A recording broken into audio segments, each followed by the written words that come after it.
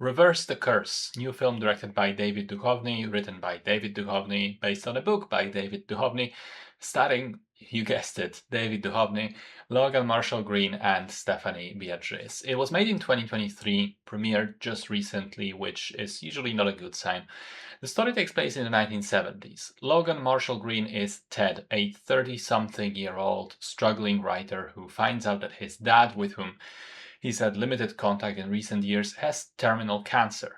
He decides to move in with him and try to reconnect in his final months, and as he realizes that his father's mental and physical condition seems to be directly correlated to the performance of Red Sox in the baseball league, he concocts a plan to create this isolated fake reality for his dad where the Sox reverse their curse and win the league. So of course, sounds immediately like Goodbye Lenin, but sadly isn't quite as good a film. I think the main problem for me is that as much as it has seeds of some interesting ideas, it is all over the place in terms of its focus and seems very undecided about what type of film it wants to be. At the beginning, you think, okay, it's going to be a drama about reconnection and finding your voice as a writer.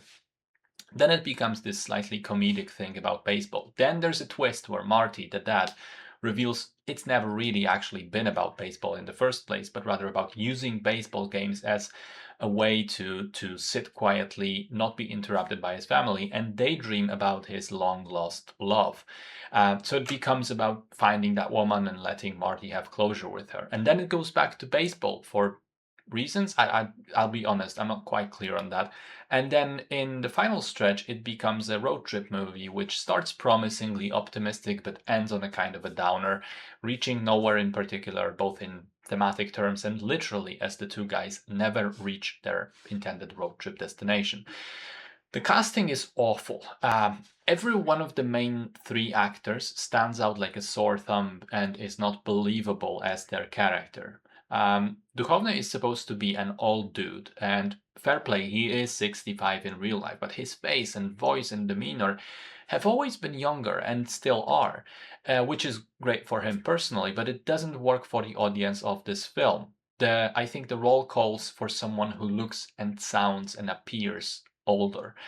Logan Marshall Green, on the other hand, is playing a 30-year-old whilst being 49 and visibly so. He's like an adult playing a high school teenager in one of those 90s movies. And especially when these two are together on screen, which is for most of the film, you never, ever, ever buy them as father and son. Finally, Stephanie Beatriz is not bad on her own, but has zero chemistry with Green, and there's supposed to be a romantic pairing here, and also it doesn't work.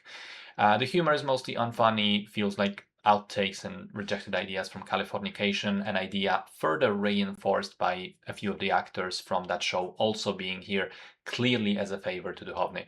And finally, while it also clearly is a very personal project for him, it also is very visibly a low budget endeavor, and sometimes that is not a problem.